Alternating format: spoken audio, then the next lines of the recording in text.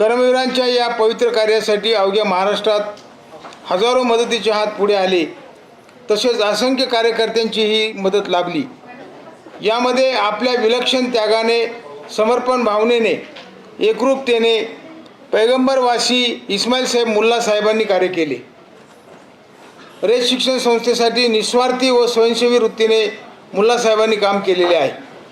इस्माईल साहेब मुल्ला यांचा जन्म कराड तालुक्यातील काले या गावी 1910 साली झाला. अत्यंत प्रतिकूल परिस्थितीमध्ये जीवन जगत असताना वयाच्या 5-6 वर्षाचे असताना वडिलांचे निधन झाले. मातोश्री व चुलते यांनी त्यांना सांभाळ केला. मुल्ला साहेबांच्या शिक्षणासाठी त्यांच्या मातेने मोलमजुरी केली. घरची आर्थिक परिस्थिती बेताची होती, परंतु मुल्ला साहेबांना बुद्धीचे वैभव मात्र प्रचंड स्वरूपात मिळालेले होते. 1919 साली काले येथे सत्यशोधन समाजाची परिषद भरली होती. कर्मवीर अण्णा त्या परिषदेत हजर होते. अण्णांचे पहिले दर्शन तेव्हाच इस्माईल साहेब यांना घडले. त्याच वर्षी अण्णांनी काले येथे सुरू केलेल्या वसतिगृहात इस्माईल साहेब दाखल झाले. 1923 साली ते व्हर्नॅक्युलर फायनल परीक्षेत सातारा केंद्रात बसले व पुणे विभागात पहिले आले. पुढे अण्णांनी त्यांना सातारला आणले. प्रतापसिंह हायस्कूलमध्ये नाव घातले आणि धनीच्या बागेमध्ये असलेल्या बोर्डिंगमध्ये ठेवले. अण्णांच्या मायेची ऊब त्यांना मिळाली. सातत्याने मुल्ला साहेबांनी काम केले. दिवसभर कोर्टात वकिली करायची आणि त्यानंतर विश्रांती न घेता ते संस्थेच्या कार्यालयात येत व आवश्यकतेनुसार रोज 2 ते 4 तास संस्थेचे कामकाज पाहत असत. संस्थेचे कामकाज करण्यास त्यांना समाधान वाटे. जोपर्यंत विनावेतन काम करण्यात माझे मन तयार आहे तोपर्यंत मी संस्थेचे काम करीन. संस्थेचे काम म्हणजे आईचे काम. संस्थेला आपल्या हातून पैशाच्या रूपाने सरळ मदत होत नाही, म्हणून तिच्या उपकाराची फेड करण्यात आपले आयुष्य जावे असे ते म्हणत. संस्थेचे मानद सचिव असणारी ही व्यक्ती इतकी साधी, नम्र आणि पापभिरू कशी असू शकते याचे कुतूहल मात्र सगळ्यांना लागून राहील. मुल्ला साहेबांनी आपल्या वकिलीचा व्यवसाय सांभाळून रेस शिक्षण संस्थेचे मानद सचिव म्हणून सुमारे 25 वर्षे काम केले.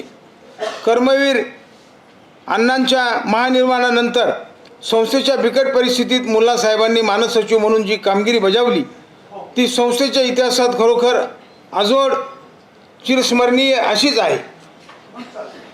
कर्मवीर अण्णा सौ लक्ष्मीबाई पाटील यांनी घालून दिलेला त्यागाचा महान व आदर्श आपल्या त्यागी वर्तणुकीने त्यांनी सर्वांसमोर ठेवलेला आहे. मुल्ला साहेबांनी घालून दिलेला निरालस निरपेक्ष सेवेचा आदर्श आजही सर्वांनाच मार्गदर्शक व प्रेरणादायी ठरणारा आहे असा आहे. मुल्ला साहेबांच्याच गावी म्हणजे काले या गावी या संस्थेची वसतिगृहाच्या रूपाने स्थापना झाली आणि आज या संस्थेचा एवढा प्रचार, इतका प्रसार इतक्या मोठ्या प्रमाणात झालेला आहे की ती आज आशिया खंडातील सर्वात मोठी संस्था अशी नावाजलेली आहे. त्याचा विस्तार पाहिल्यानंतर KG ते PG की ज्यामध्ये 43 महाविद्यालय, 438 माध्यमिक विद्यालय, प्राथमिक शाळा, आश्रमशाळा, वसतिगृह वगैरे वगैरे इतकी कार्यालय असून 15,000पेक्षा जास्ती सेवक काम करीत आहे.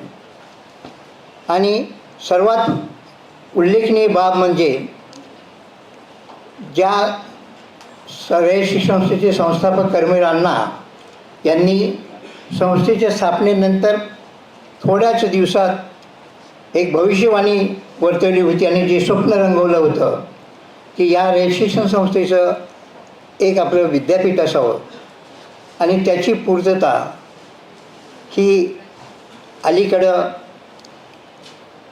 एक कर्मवीर भाऊराव पाटील विद्यापीठ या नावानं स्थापन होऊन त्याचा पहिला मान या कुलपती म्हणून संस्थेचे चेअरमन चंद्रकांत दळवी साहेब यांना मिळालेला आहे आणि कुलगुरू म्हणून डॉक्टर मस्के साहेब यांना हा मान मिळाला आहे आणि डॉक्टर विजय कुंभार हे कुलसचिव म्हणून या विद्यापीठाचे काम करीत आहेत.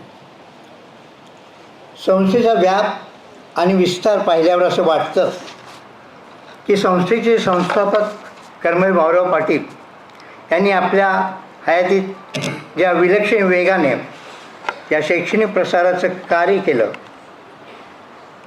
त्याचं गुपित काय आहे, ते काम झालं, कशाच्या आधारे केलं असावं, या सर्व गोष्टींचं सिंहावलोकन केलं तर एक गोष्ट निश्चित वाटते, ती म्हणजे शैक्षणिक प्रसाराचं काम अण्णांच्या हयातीत फार मोठ्या झपाट्यानंच सुरू झालं.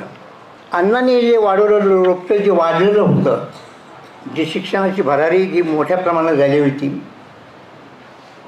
ती तशीच राहावी, तो एक खांबी तंबू न राहता त्या संस्थेची वाढ व्हावी मोठ्या प्रमाणात, म्हणून ज्या शिष्यांनी कर्मवीरांच्या शिष्यांनी वसतिगृहात शिक्षण घेऊन जे काम केलं त्या लोकांनी आपलं सर्वस्व संस्थेसाठी देऊन हे रयत शिक्षण संस्थेची वाढ विस्तार पूर्वत चालू ठेवला.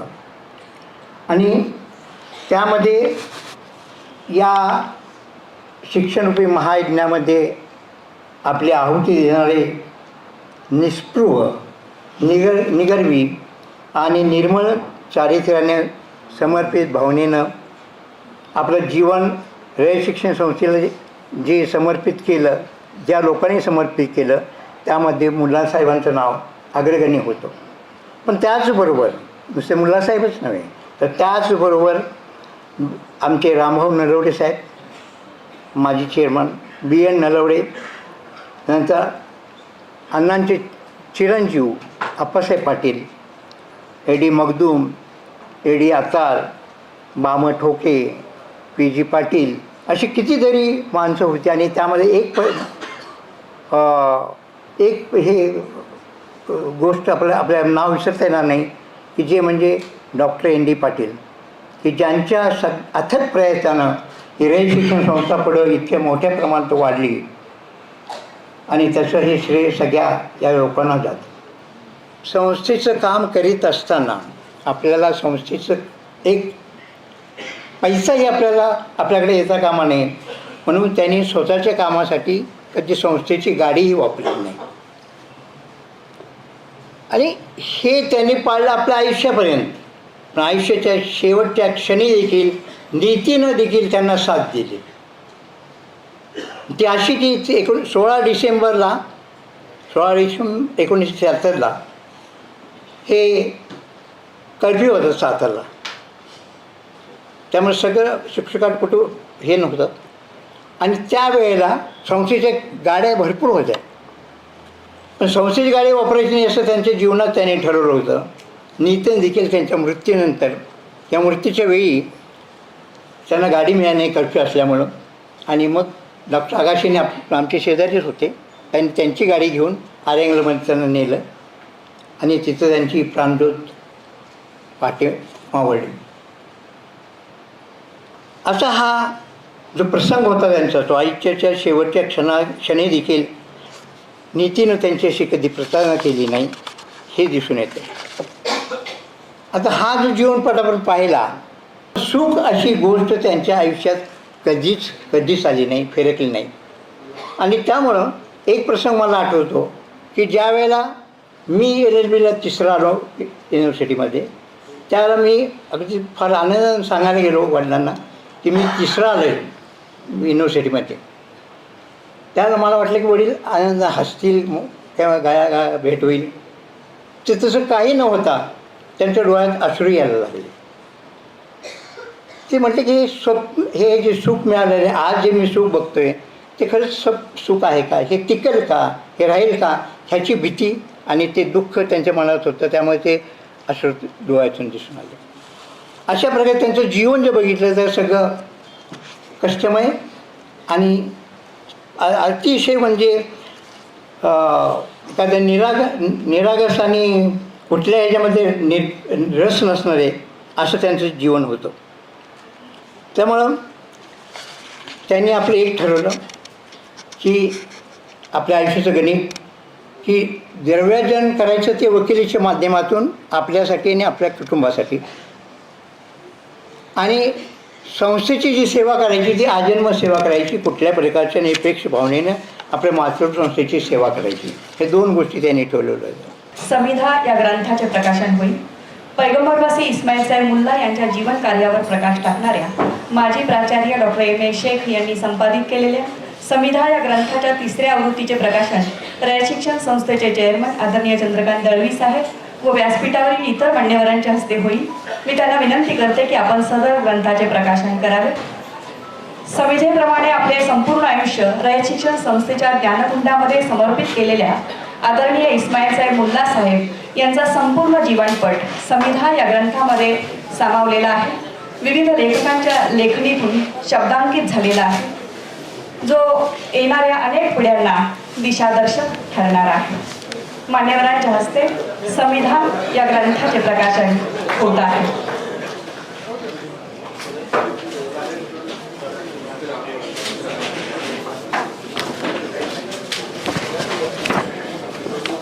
पैगंबरवासी इस्माईल साहेब मुल्ला साहेब यांच्या जीवन कार्यावर प्रकाश टाकणाऱ्या समिधा या ग्रंथाच्या 3ऱ्या आवृत्तीचे प्रकाशन मान्यवरांच्या हस्ते होत आहे.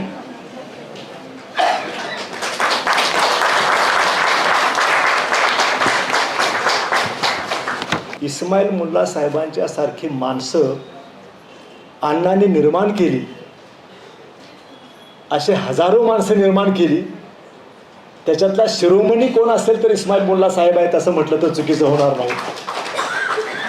1937 पासून 1937ला पहिल्या 12 विद्यार्थ्यांची बॅच ज्यांनी अण्णांसाठी रयत शिक्षण संस्थेसाठी वाहून घ्यायचं ठरवलं आयुष्यभर, त्याच्यामध्ये ज्या 12 लोकांनी शपथ घेतली महर्षी विठ्ठल रामजी शिंदे यांच्या समोर, आणि त्याच्यामध्ये त्या 12मध्ये ज्यांच्यात पहिला नंबर होता ते इस्माईल मुल्ला साहेब होते. याच्यामध्ये सगळं सामावलेलं आहे असं मला वाटतं. तर वर्णाकुलर फायनल मध्ये अण्णांनी ज्या 578 शाळा काढल्या होत्या, त्या 578 शाळांचा जे काही प्रमुख होते वर्णाकुलर फायनलचे, ते फायनल त्याचे अध्यक्ष हे इस्माईल मुल्ला साहेब होते. म्हणजे इस्माईल मुल्ला साहेब हे प्रत्येक बाबतीमध्ये पहिल्यांदा रयत शिक्षण संस्थेमध्ये प्रत्येक गोष्ट घडली तर पहिल्यांदा इस्माईल मुल्ला साहेबच होते. म्हणजे वर्णाकुलर फायनल च्या बोर्डचे अध्यक्ष तेच, त्याच्यानंतर मॅनेजिंग कौन्सिलमध्ये सातत्यानं कंटिन्युअसली ज्यांनी पहिल्यांदा काम केलं ते सुद्धा मुल्ला साहेब, आणि संस्थापक सदस्य. आणखी मानद सचिव म्हणून 51 साली सुरुवात केली आणि ते 73 साली एक्सपायर झाले, म्हणूनच त्यांचा कार्यकाल खंडित झाला. खरं तर वयाच्या 65व्या वर्षी मुल्ला साहेबांचं देहावसन झालं. ते जर का आणखी 10 वर्ष राहिले असते तर रयत शिक्षण संस्थेचं चित्र आजच्यापेक्षा वेगळं आपल्याला कदाचित बघायला मिळालं असतं. आणि म्हणून अशा व्यक्ती अण्णांनी उभ्या केल्या.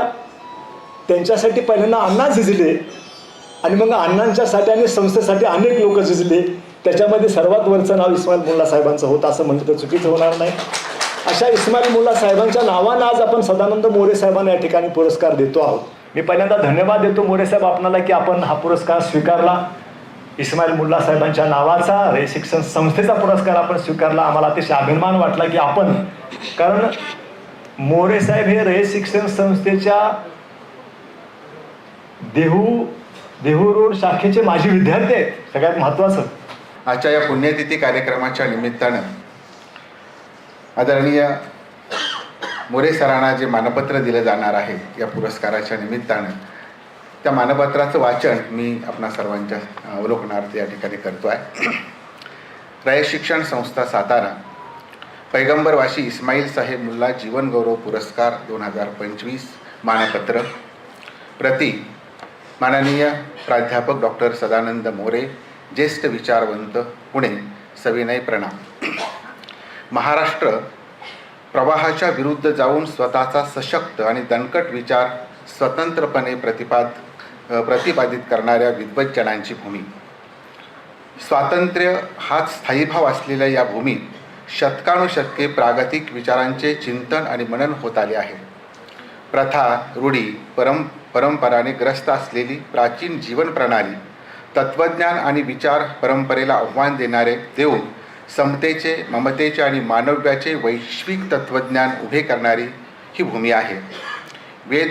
वेदोपनिषेदाच्या काळापासून चार्वाक, बुद्ध, महावीर या दार्शनिकांच्या विचार सौंदर्याचे शिंपण या भूमीवर झाले आहे.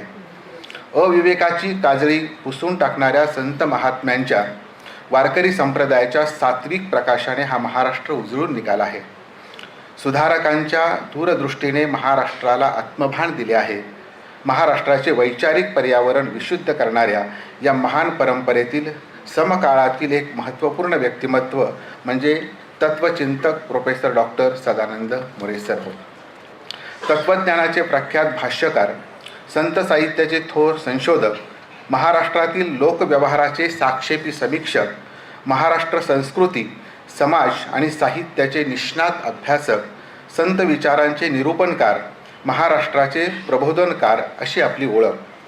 महाराष्ट्राच्या वैचारिक भरणपोषणासाठी तब्बल 4 दशकाहून अधिक काळ आपण आपल्या लेखणी आणि वाणीने विचारमंथन करत आलेले आहात. वैष्णव परंपरेतील संत मंडळांचा कळस म्हणून ज्या ज्ञानसूर्य तुकाराम महाराजांना ओळखले जाते, त्या तुकारामांच्या थोर वंशात आपला जन्म झाला. समतेचे आगार आणि प्रेमाचा सागर असलेल्या विठ्ठल भक्तीची परंपरा जन्मतःच आपल्या वाट्याला आली. आपले तीर्थरूप हरिभक्त परायण श्रीधर बुवा मोरे, सुलते हरिभक्त परायण भागवत महाराज देहूकर यांच्यासारख्या आत्मशोधनाच्या वाटेने अधिकारपदापर्यंत पोहोचलेल्या वैष्णवांच्या सहवासात आपली जडणघडण झाली. शुद्ध आणि सात्विक आणि चिकित्सक संत विचारांचे संस्कार या हरिभक्तांच्या देखरेखीखाली आपल्यावर झाले.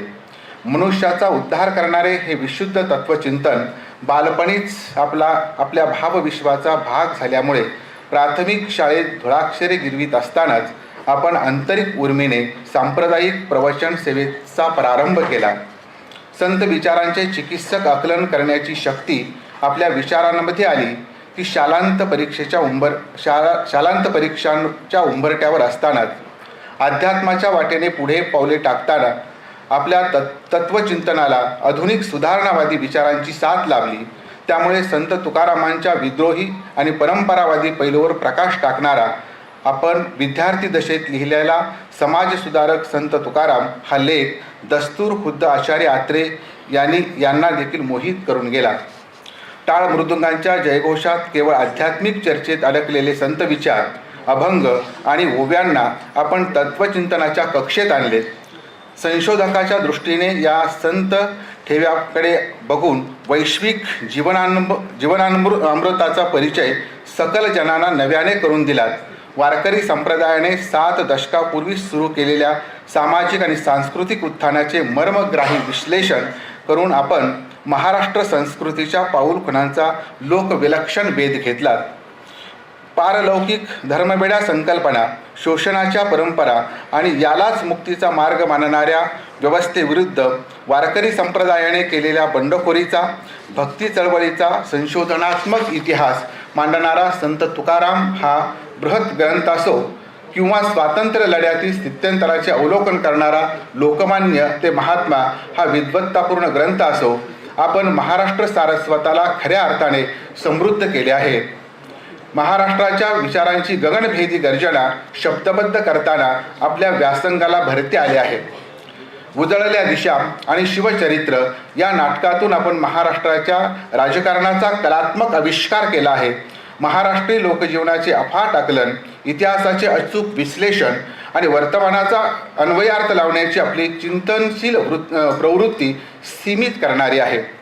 विचार विश्वातील सकारात्मक हस्तक्षेप ज्ञानक्षेत्रातील आपल्या अढळ स्थानाचे साक्षीदार आहेत. केवळ विद्यापीठीय प्राध्यापक न राहता महाराष्ट्राचा संपूर्ण परिप्रेक्ष्य कवेत घेणारे लोकशिक्षक म्हणून आपण उत्तुंग कामगिरी केली आहे. आपल्या अफाट आणि चौफेर व्यासंगाचा लाभ लोकशाही शासन व्यवस्थेसही होत आला आहे. विविध शासकीय समित्या, विद्यापीठे, सामाजिक आणि सांस्कृतिक संस्था, अभ्यासगट यांना मार्गदर्शन करण्याचे काम आपण अविरतपणे करीत आहात. महाराष्ट्र राज्य आणि संस्कृती मंडळाचे अध्यक्षपद अत्यंत कृतिशीलतेने आपण भूषवित आहात. घुमाण येथे झालेल्या 88व्या अखिल भारतीय मराठी साहित्य संमेलनाचे अध्यक्ष म्हणून आपण साहित्य आणि संस्कृतीच्या विकासाला अमूल्य योगदान दिले आहे. महाराष्ट्राचे समाजमन ढवळून टाकणाऱ्या आरक्षणाच्या प्रश्नामध्ये समन्वयाची भूमिका घेऊन राजर्षी शाहू महाराज संशोधन आणि प्रशिक्षण संस्थेसारख्या स्वायत्त संस्थेत च्या निर्मितीतही आपण सिंहाचा वाटा उचलला आहे. अभिजात मराठी भाषा विद्यापीठाच्या निर्मितीमधील आपले योगदान चिरंतन स्मरणात राहणारे असेच आहे. गगनाला गवसणी घालणाऱ्या कर्तृत्वाचा सन्मान महाराष्ट्रासह अवघ्या राष्ट्राने मुक्त कंठाने केला आहे. साहित्य अकादमीसारख्या प्रतिष्ठित पुरस्काराने आपणास गौरवण्यात आले आहे. महाराष्ट्र शासनासह राज्यातील प्रतिष्ठित आणि नामवंत अशा 75पेक्षा जास्त संस्थांनी आपल्या कर्तृत्वाचा सन्मान केला आहे.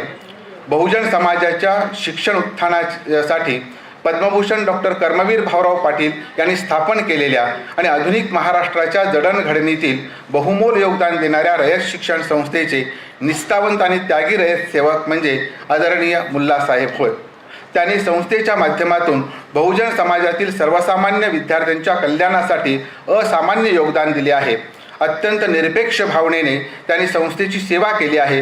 कायदा आणि न्याय व्यवस्था सर्वसामान्य माणसाच्या हक्काचे रक्षण करण्यासाठी असते या विचाराने ते आयुष्यभर कार्यरत राहिले. मुल्लासाहेब आणि आपली जीवनतत्वे यामध्ये कमालीचे साम्य आहे.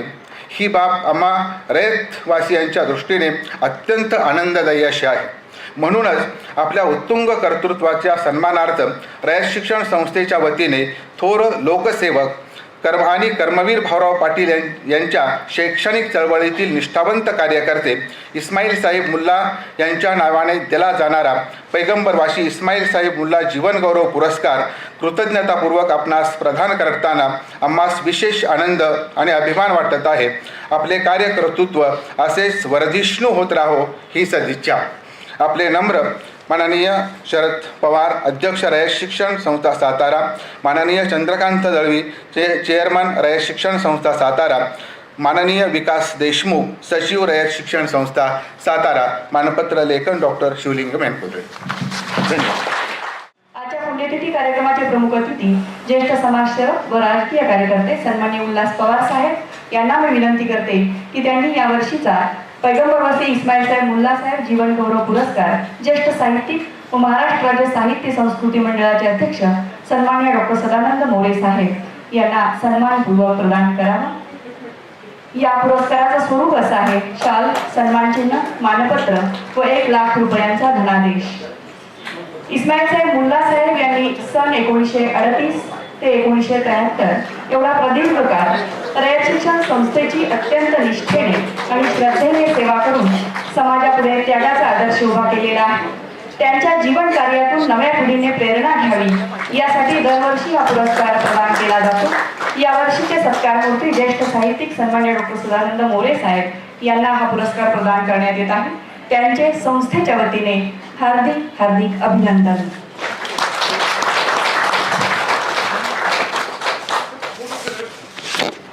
की हायस्कूलमध्ये दरवर्षी आमची अण्णांची जयंती वगैरे साजरी व्हायची. खूप आम्ही सगळे विद्यार्थी उत्साहाने गावभर लेझिम वगैरे घेऊन मिरवणूक काढायचो आणि एक सभा व्हायची. तर त्या एका सभेमध्ये म्हणजे मी विद्यार्थी होतो तेव्हा, काही 9वीला 10वीला असं कुठेतरी असेल, म्हणजे वर्णनवरून फायनल पास होऊन ॲडमिशन घेतलेलं. तर आमच्या गावातल्या ग्रामपंचायतीच्या शिक्षण समितीच्या अध्यक्षा एक मान्यवर महिला होत्या. त्या काळातल्या त्या रिटायर्ड मुख्याध्यापक, स्वतंत्र बाण्याच्या वगैरे कोणाची हे न करणाऱ्या, आपली मतं मांडणाऱ्या, चांगली गोष्ट आहे. तर त्यांना मुख्य पाहुण्या म्हणून बोलवलं. सगळ्या झाले, आमच्यासारख्या लहान थोरांची भाषणं झाली आणि त्यांनी त्यांच्या भाषणामध्ये असा एक मुद्दा मांडला की आपल्या परंपरेमध्ये जयंती ही फक्त देवादिकांची साजरी केली जाते. त्यामुळं भाऊराव पाटील किंवा कुणीही थोर माणूस असला तरी त्याची जयंती साजरी करणं योग्य नाही. सगळे लोक एकदम अवाक झाले की अरे याला एक औचित्यभंग म्हणतो आपण, की अशा पद्धतीने इतक्या सार्वजनिक ठिकाणी इतक्या सगळ्या लोकांच्या ह्या उत्साहावरती पाणी विरजण काही म्हणा हे योग्य नाही. पण कोण बोलणार ना, म्हणजे बाई तशा गावात आणि ज्येष्ठ वयोवृद्ध वगैरे वगैरे. मला माहीत नाही, मी पटकन उठलो, म्हणलं मला बोलायचं. मी उठलो आणि म्हणालो की आजी, तुमच्या म्हणण्याशी आम्ही 100% सहमत आहोत, फक्त एक पुस्ती जोडतो, अण्णा आम्हाला देवापेक्षा कमी नाहीत. संतांची बांधिलकी आपल्या समाजाशी पहिल्यापासून होती. हे माझ्या पहिल्या लेखापासून, मी काहीतरी मॅट्रिकला असताना आचार्य आत्र्यांनी माझा पहिला लेख मराठा वर्तमानपत्रात छापला आणि त्या लेखाचं नावच मुळात समाज सुधारक तुकाराम महाराज. म्हणजे संतांच्या दुर्लक्षित अशा सामाजिक कार्याकडं लक्ष आपण वेधलं पाहिजे असं मला पहिल्यापासून वाटलं. आणि मग ते सगळ्या व्यासपीठांच्यावरती, वारकरी संप्रदायाच्या व्यासपीठावरती असेल, कीर्तन प्रवचनाच्या माध्यमातून किंवा या सगळ्या विद्यापीठ व्यासपीठ असतील, सेमिनार, चर्चासत्र, पुस्तकं, असं एकही ठिकाण मी ठेवलं नाही की जिथं मी हा मुद्दा प्रकर्षाने मांडला नाही. माझा साधा मुद्दा होता.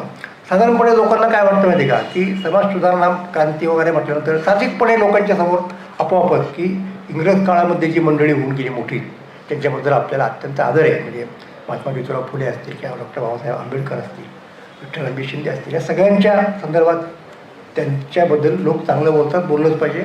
आपण त्यांच्याबद्दल कृतज्ञ आहोत. पण जेव्हा तुम्ही त्यांची आणि संतांची तुलना करता तेव्हा लोकांना असंच वाटायचं की संत त्या काळामध्ये काय केलं त्यांनी करून. काही लोक असं म्हणाले की त्यांनी ती समतेचा सिद्धांत सांगितला पण तो फक्त चंद्रभागेच्या वाळवंटापुरतंच मर्यादित वगैरे वगैरे असं काय काय सांगत असायचे. तर मी पहिल्यांदा हे सांगितलं लोकांना की ज्या 19व्या-20व्या शतकातल्या आपल्या इथल्या समाजसुधारकांनी समाजासाठी काही एक सुधारणा केली, प्रस्थापिताशी झगडा केला, त्यांना परिस्थिती पूर्णपणे अनुकूल होती. लक्षात घ्या. म्हणजे कोणत्या अर्थाने अनुकूल होती की पहिल्यांदा सरकार परकीय होतं. हा लक्षात मुद्दा घ्या. नुसतं परकीय नव्हतं, ते येताना नवीन ज्ञान, नवीन विज्ञान, नवीन सामाजिक राजकीय विचार घेऊन आलेलं होतं. बाबासाहेब आंबेडकर म्हणाले, आता हे बऱ्याच लोकांना पटणार नाही पण म्हणालेले आहेत. काय म्हणाले असतील, त्यांना एकदा विचारलं मराठी साहित्याबद्दल तुमचं काय मत आहे, तर याच्यातलं फक्त पॉझिटिव्ह भाग घ्या, निगेटिव्ह नाही घेतलं तरी दुर्लक्ष केलं तरी चालेल. ते म्हणाले की ज्ञानेश्वरी आणि गाथा हे 2 ग्रंथ सोडून बाकीचे सगळे ग्रंथ पाण्यात बुडवले तरी काही बिघडणार नाही. अभ्यास होता. त्यांनी काढलेल्या पहिल्या वर्तमानपत्रात त्याचं नाव मूकनायक, त्या मूकनायकाच्या डोक्यावरती, म्हणजे मूकनायक असं शीर्षक लिहितो ना आपण, ब्रीदवाक्य असतं. पूर्वीच्या काळातल्या वर्तमानपत्रवाले लोक आपले ब्रीदवाक्य लिहायचे. ती ब्रीदवाक्य तुकाराम महाराजांचा अभंग आहे. काय आता करू धरून या भीड, निशंक हे तोंड वाजवले, नवे जने कोणी मुकायाचा जाणार, सार्थक लाजून हित नव्हे. गप्प बसून चालणार नाही, लोक दखल घेत नाही. इतक्या दिवस आपण गप्प होतो, आपण म्हणजे दलित समाज. आता आपण बोललं पाहिजे, आपण नायक झालं पाहिजे. मूक नायक, प्रेरणा तुकाराम महाराजांची. पुढच्या एका वर्तमानपत्र त्यांनी काढलं मूकनायक, बंद झालं. मग काही वर्षांनी त्यांनी दुसरं एक वर्तमानपत्र चालवलं, त्याचं नाव बहिष्कृत भारत. त्याच्यावरती ब्रीदवाक्य आहे. ज्ञानेश्वर महाराजांच्या 2 ओव्या आहेत 4थ्या अध्यायातल्या. तर सांगायचा मुद्दा काय की या सगळ्या लोकांनी ज्ञानोबा तुकोबांना धरूनच पुढे वाटचाल केलेली आहे. नंतर हळूहळू लोकांचं इकडं दुर्लक्ष व्हायला लागलं. हे गांधीजींनी सांगितलं की बाबा महाराष्ट्रातले संत आहेत ना ते वैष्णव होते, पण आमच्या बाकीच्या वैष्णवपेक्षा याचं वेगळं आहे बरं का. हो, हे आहेत मुळात. तर तो जो वेगळेपणा आहे महाराष्ट्र, म्हणून त्याला महाराष्ट्र धर्म असं नाव पडलं. अख्ख्या भारतातील तुम्ही प्रांत पहा, तुम्हाला सापडेल का ओरिसा धर्म. म्हणजे मी त्यांची हे करत आहे प्लीज, म्हणजे मला काय त्यांच्याबद्दल काय अधिक्षेप करायचं नाही त्यांचा, पण आहे का असं कुठे. ह्या एकटा प्रांत म्हणजे एकटीच माणसं आहेत संपूर्ण याच्या समाज आहे महाराष्ट्रातला, की त्याच्यासाठी आपल्याला त्यांचा एक धर्म आहे वेगळा असं म्हणावं लागतं. तर महाराष्ट्र धर्माचं काय वैशिष्ट्य आहे हे विनोबा भावेंनी फार चांगलं सांगितलं. ते असं म्हणाले की महाराष्ट्र धर्म हा वामनाप्रमाणे त्रिविक्रम आहे, 3 पावलं. तो कसा म्हणजे त्याचं पहिलं पाऊल म्हणजे महाराष्ट्र. तर महाराष्ट्रातले लोक आहेत त्यांचा धर्म आहे, महाराष्ट्रासंबंधी बोलणं, महाराष्ट्राचं हित सांभाळणं हे त्यांचं कामच आहे ना. पण पहिलं त्यांचं पाऊल आहे महाराष्ट्र. दुसरं पाऊल कोणतं म्हटलं ते संकुचित नाही, त्यांची दृष्टी राष्ट्रीय आहे. आणि हे तुम्हाला वेगळं सांगायची गरज नाही, अनेक ठिकाणी मी सगळं सांगितलेलं आहे, इतरांनी सांगितलेलं आहे. तर दुसरं पाऊल त्यांचं संपूर्ण भारतवर्ष, भारताचा विचार करतात नेहमी. आणि तिसरं पाऊल कोणतं, तिथं थांबत नाही म्हणले, ते जगाचा विचार करतात. ज्ञानेश्वर महाराज जेव्हा 50,000 मागतात ना, ते जगासाठी मागतात ना. ते काय वारकरी संप्रदायासाठी, नाथ संप्रदायासाठी, महाराष्ट्रासाठी, वैदिक नाही, ते सगळ्या जगासाठी, विश्वासाठी त्यांचं काय असेल ते म्हणणं आहे. तुकाराम महाराजांचा उपदेश काय म्हणतात तुकाराम महाराज म्हणतात की नवे शब्द एकदिशी, सांडी घेऊशी कोणाला. माझा शब्द असा एकतर्फी एकदिशी नाही आहे. संकुचित प्रकारचं नाही की याला घेतलं याला सांगितलं त्याला नाही सांगितलं. झाली माझी वैखरी विश्वभरी व्यापक. आणि तुम्हाला सांगतो तुकाराम महाराजांच्या अभंगांचे अनेक भाषांमध्ये जगात अनुवाद होऊन राहिले आहेत, बऱ्याच झालेले आहेत. तर लोकांना कळते की अरे हे वैश्विक उपदेश आहे. तर जगाची चिंता करणं हे सुद्धा महाराष्ट्र धर्माचाच एक भाग आहे. तर शंकरराव खरातांनी खूप सुंदर आठवण सांगितली. ते म्हणजे मी विद्यार्थी होतो रयत शिक्षणामध्ये, युनियन बोर्डिंग. होय. आणि विद्यार्थी असताना आम्ही सगळे एकत्रच खाऊन बसायचो, म्हणजे नाश्ता वगैरे जेवण. आणि राष्ट्रपिता महात्मा गांधींची भेट होती. काय सुंदर आठवण तुम्हाला सांगतो, टचिंग. तर असंख्य लोक त्या समारंभाला होते, त्यापैकी मी एक होतो. आणि ती होत्या. आणि ती आठवण त्यांनी कशी सांगितली की राष्ट्रपिता महात्मा गांधी आले, कर्मवीरांच्या बरोबर ते सगळे फिरत होते. आणि मग कर्मवीर त्यांना सांगत होते हे विद्यार्थी काय आहेत म्हणून आहेत. खरात जिथं बसले होते तिथे इतर लोक बसले होते, त्यांचं नाव सांगितलं म्हणजे हरिजन दलित वगैरे असं. आणि हे सगळं अरे गांधी, राष्ट्रपिता महात्मा गांधी साक्षात कर्मवीरांना म्हणाले की मला तुम्ही मार्गदर्शन करा, मला हे देशामध्ये घडवायचं आहे, हे तुम्ही घडवलं कसं. काय संस्था आहे आपली, ही संस्था किती उत्तुंग आहे तुम्हाला सांगतो. तिथे राष्ट्रपिता महात्मा गांधींनी कर्मवीरांना विचारावं की असं मला घडवायचं आहे पूर्ण देशामध्ये, हे तुम्ही कसं घडवलंय हे मला सांगा म्हणाले. म्हणजे मी त्यावर हुकूम करण्याचा प्रयत्न केले. अशी ही संस्था आहे. आणि म्हणून इथं जात पातीच्या पलीकडं, धर्माच्या पलीकडे जाऊन जेव्हा माणसं एकत्र येतात तेव्हा खरा हा छोटा भारत तुम्हाला ह्या रयत शिक्षण संस्थेने पाहायला मिळतो.